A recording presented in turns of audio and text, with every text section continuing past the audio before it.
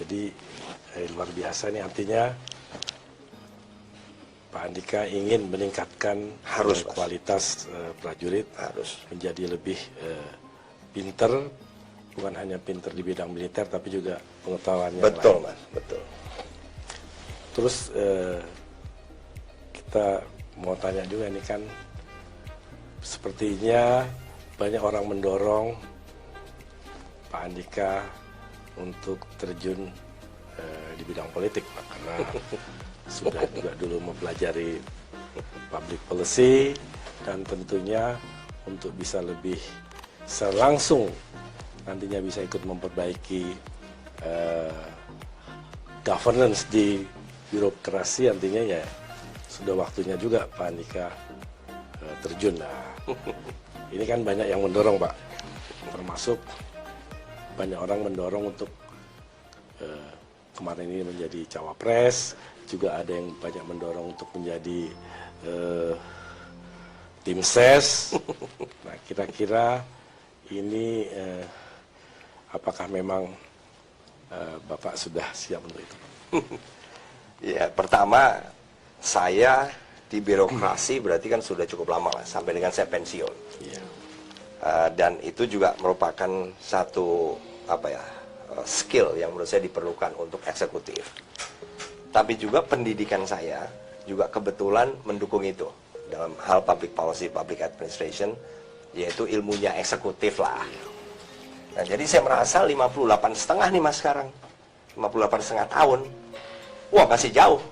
Dengan Human Development Index Indonesia saja sekarang, tingkat harapan hidup 71,8. Ya, masih jauh lah 58. Berarti kita harus terus produktif gitu loh, Mas. Nah, jadi saya melihat peluang saya ada di situ tuh, Mas. Eksekutif. Atau mungkin legislatif bisa juga. Karena legislatif kan salah satu tugasnya juga mengawasi eksekutif. Nah, sehingga gimana untuk sampai ke sana?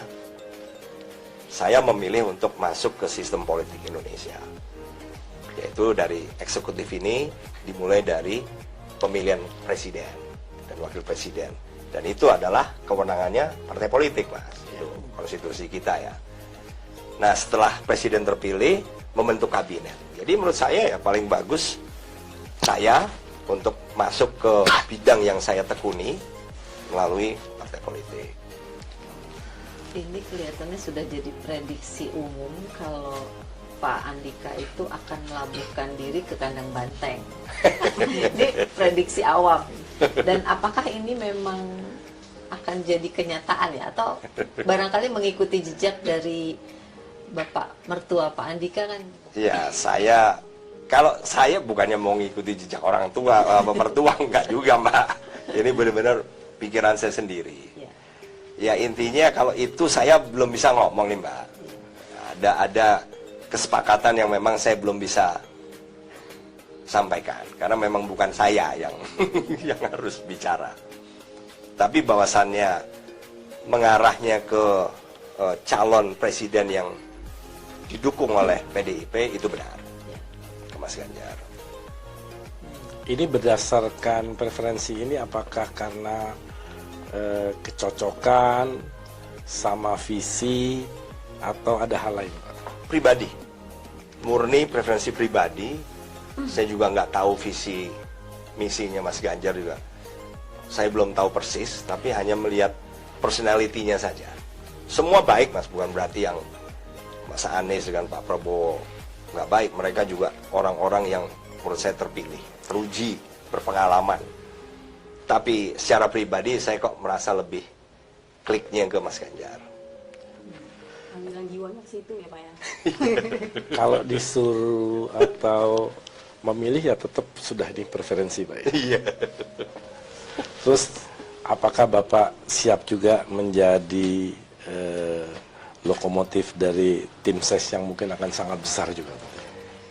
Ya, saya siap apa aja, Mas. Karena saya tahu kewenangan ini kan ada di partai politik. Iya.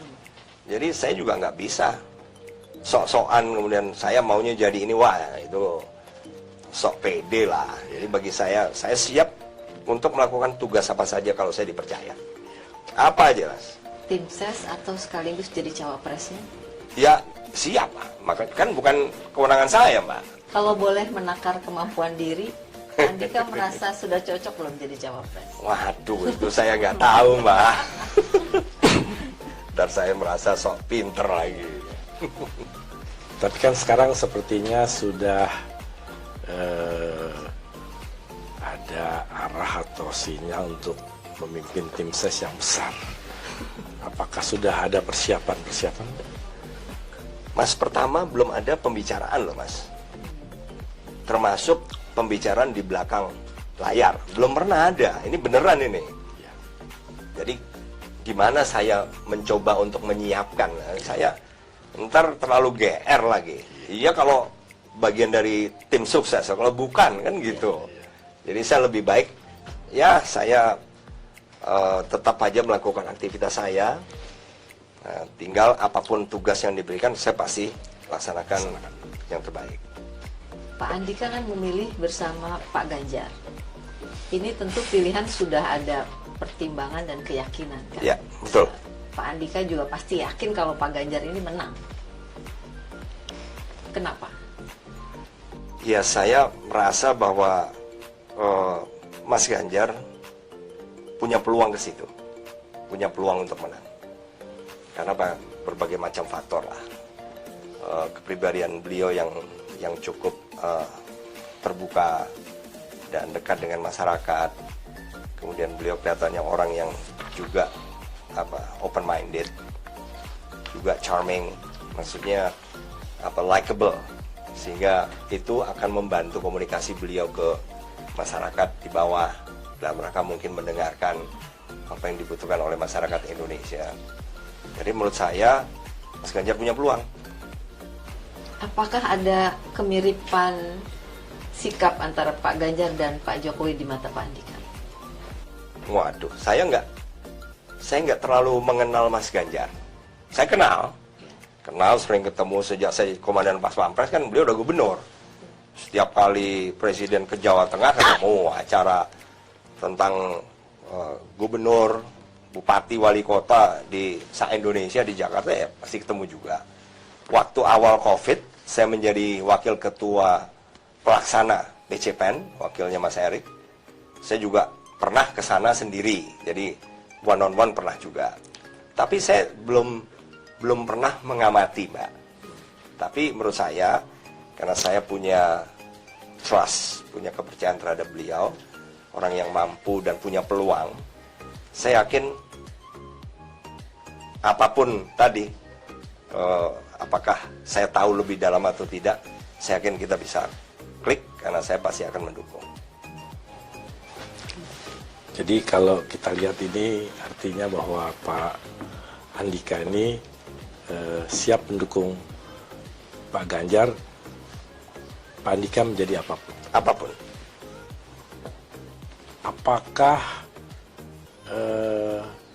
siap juga menjadi nanti kalau Pak Ganjar menang menjadi anggota kabinet Pak Ganjar? Siap. Kalau ditunjuk Mas, siap. Tentu akan menangani bidang-bidang yang berkaitan yang pernah Bapak lakukan sekarang. Ya, itu siap juga.